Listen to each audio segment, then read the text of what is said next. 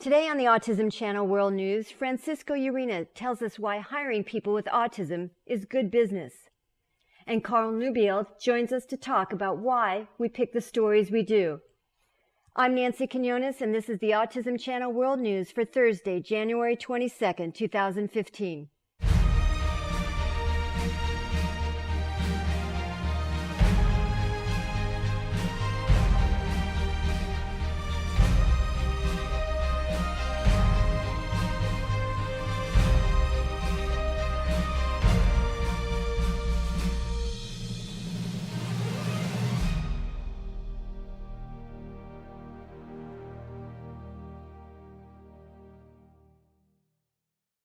Hiring people with autism is a growing movement in leading-edge businesses.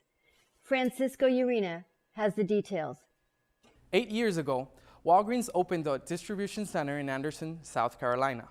What made this center different was it was the first facility of its kind to employ a significant number of people with disabilities. 2 years later, the pharmacy chain built a second one in Windsor, Connecticut. So finding the match between autistic people and jobs where they can excel is by no means new. We've even covered our share on the channel. Diane Heinlein's show, I Am Autistic, told the story of ScentsAbilities, a South Florida specialty candle maker that employs a staff largely on the spectrum. Well, ScentsAbilities is a company that was started for our daughter Jessica, and right now she's 30, but when she was 22 and graduated from high school with a special diploma, there were really no options for her. She can't really work in a supermarket, she can't be left alone, but she's incredibly social and wants to be involved, and we were trying to think of something to do, and one day my husband came up with an idea of making candles, because I'm a huge candle lover. She goes around the community, obviously, with someone, and she markets the product. Wow. She talks about ScentsAbilities. She's so proud of it. She can talk about how she makes the candles and how she has her own store and that she can sell them. She has learned measuring from making the candles. Her fine motor skills have improved incredibly, where now she's making her own breakfast and pouring the milk and the cereal. And this was stuff she wasn't doing before that she's doing now. She was very not independent at all, and now she's even just more confident. So Alicia, I want you to make the first pour, all right? And we all kind of help everyone to know when to stop, all right? But Alicia's pretty independent on that. Okay, stop. That is a very nice raspberry red. It is. Kari is our newest member of ScentsAbilities. All right, let's go. So you're going to do this. Very good. Nice and slow. Very nice. You can buy regular wax or soy wax, but we do buy the natural wicks. And you could actually make your own wicks, but it's a very tedious process and needs a lot of fine motor. That story just began streaming on the Autism Channel. You can see it on Roku and Panasonic Viera Connect televisions. Every few weeks, we learn of another company seeking out people with autism.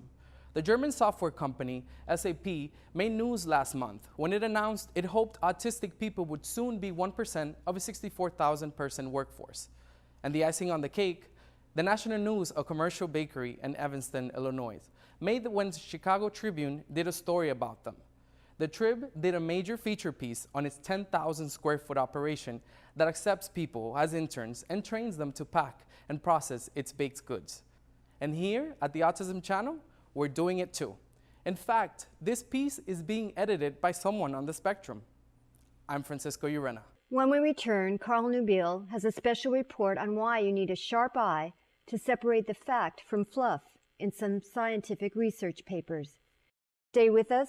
We'll be right back. This is the Autism Channel World News. I'm Nancy Quinones.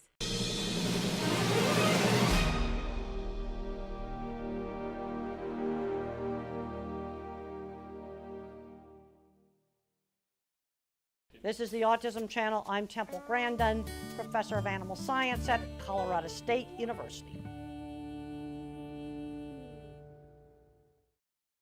There's nothing in the universe that is not three-dimensional. Even if you look at a flat piece of paper that you perceive to be two-dimensional, if you could zoom in close enough, if you become smaller and smaller, you would actually eventually become lost in a thickness. If you look at a piece of paper of say 100 microns thick, and if it becomes small enough and you go into a piece of paper, you would eventually become lost in the thickness. The smaller you become, the thicker the paper would be perceived to be.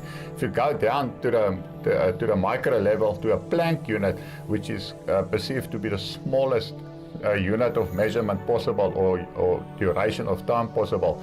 If you take a little speck and you put it here, let's say that is a Planck distance.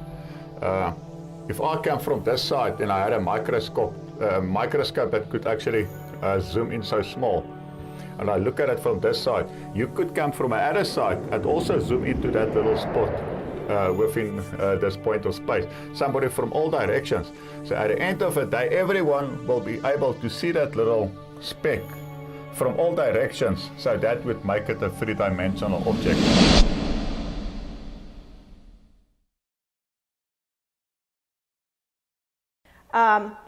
With food allergies, dairy is in the top 8 food allergens.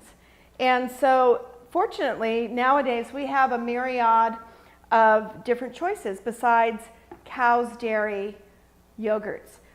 Coconut now, there's almond, soy, sheep's milk, and goat's milk yogurt. Don't miss episode 2 of Cooking with Jana, only on the Autism Channel.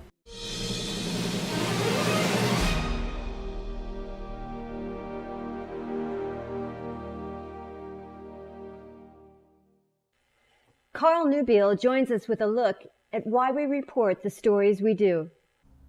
Thank you, Nancy. Here at the Autism Channel World News, we strive to bring you information about the newest advances in the science of autism. It's the job in academics today to write a study in the most eye-catching way so that the information will get published in some scientific journal. The idea is to be published. Whether or not a study is contradicted later on is immaterial. External factors do, unfortunately, make their way into science. Doctors may want to advance their careers, they may need funding, or even seek out particular results. Because of these and other factors, many scientific studies may become flawed. It is our mission at the Autism Channel World News to weed through all of the newer information and bring you interesting advances in the science. If we report it, then it was too interesting to ignore. Unless we just can't resist, we'll try to restrict ourselves to information that should be around for a while and focus on studies which lead to conclusive and reliable results. Nancy? For Francisco Urena, Carl Nubile, and everyone at the Autism Channel, join us again as we continue to unlock the wonders of autism. See you next time. I'm Nancy Quinones.